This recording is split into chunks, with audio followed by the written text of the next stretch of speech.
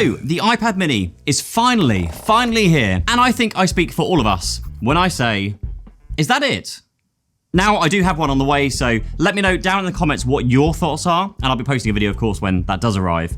But I'm still sat here wondering, after all of this time that we've waited, is that it? And at this stage, I'm actually kind of worried that the iPad mini is going to become the new iPhone mini, as in cancelled. They're going to cancel the iPad mini because the iPad mini, as far as I'm concerned, is one of the most important products that Apple actually makes. Like, it is the only iPad that actually makes sense as an iPad.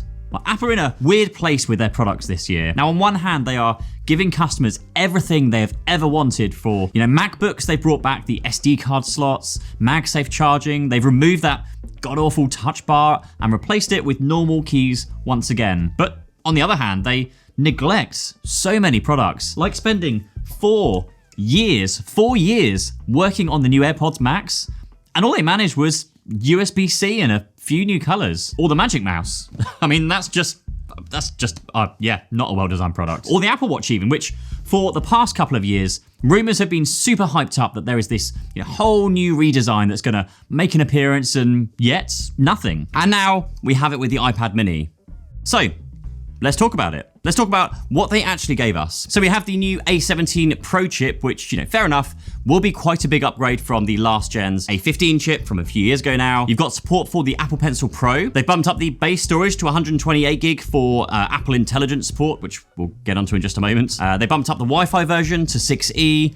Doubled the RAM. It's got faster USB-C ports on there. Now that actually sounds like quite a lot, but it really does feel like another just like AirPods Max update where it's just like, they've just done the bare minimum with this new product. And honestly, I think it really feels like the iPad mini, it could go either way here. And in my eyes, it's quite likely that Apple does one of maybe 3 things here. They keep giving us these, incremental bare minimum updates to keep the product, a current gen product, or they completely revamp the product, and what I feel is a huge percentage of people are waiting for that. Or number 3, they cancel it. You don't think they cancel it? Well, according to some internet information I found, which, well, it has to be true because the internet never lies, of course. The iPad mini sales are as low as 7% of total iPad sales. You know what other product was in single-digit percentages for sales? iPhone 13 mini. And like the iPad mini, the iPhone 13 mini seems to have this cult-like following online. Like, as soon as anybody posts a video about the iPhone 13 mini, it is almost guaranteed to attract a ton of views. So you'd think that a lot of people are interested in the mini. Perhaps, except they're not buying it. They like the idea of it, but you can't pay the bills with ideas. And so they killed it. Now, the only thing that's really keeping the iPad mini alive right now is that, Apple have given us this minor spec bump, but it really feels like it's a case of, spending as little time and money as possible whilst, and potentially this is the reason, Apple are maybe scrambling their teams trying to, get the currently unreleased Apple Intelligence features up to scratch because, the iPad 7, or the iPad mini 7 rather, is yet another product which Apple proudly declares at the top of the website is for Apple Intelligence, a feature that's not currently available. So I am genuinely interested if, anybody outside of this like tech space and tech reviewers are actually buying one. The only thing I can do is hope that Apple don't look at the sales figures and think that the iPad mini is a failure that should be cancelled. Now instead, I hope they look at the iPad mini and look at the hype that is building up for this potential refresh and do what they've done before with other products. Like, give us the iPad mini that we all dream of. Now, what does that look like? Actually, let me know down in the comments below. What would make the next generation of the iPad mini to be a hands down, like, insta-buy for you? Like, maybe subscribe to the channel whilst you're there too.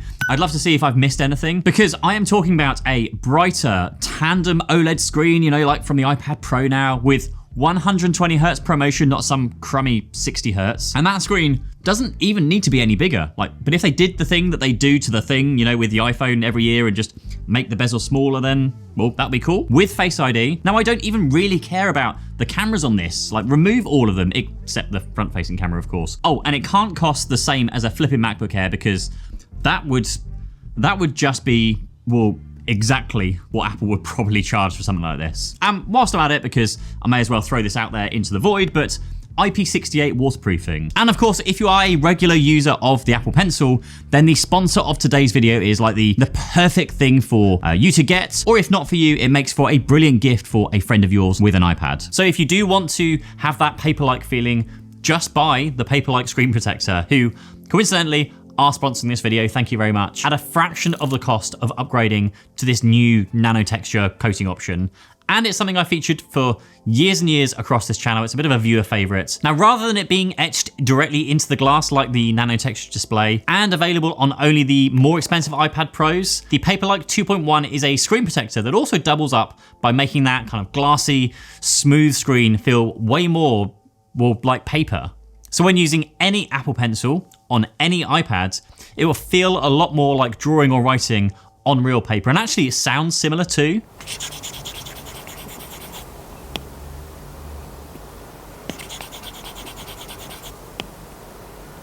Now, this isn't the same as the new iPad Nano texture. It actually uses their patented NanoDots technology to make it what it is. But for a avid note taker or an artist, Paperlike is the only way to make your iPad feel more enjoyable to use. It's also affordable and also available across all sizes and all iPads. And the best thing of all is that Paperlike has a 100-day satisfaction guarantee. So if you don't like it, or if you mess up fitting both of the included screen protectors in each pack, you can get a free replacement or a complete refund. So to give it a try, grab one using the link down below this video. And if you've used one before, why not just comment down below with your own experience to see what other people think as well. That is the iPad mini that we all want. And it would be the best damn iPad Apple have ever made. Why? Well, like I said, because the iPad mini is the only iPad that actually makes sense to me as an iPad. Like, it's not trying to be this weird, like,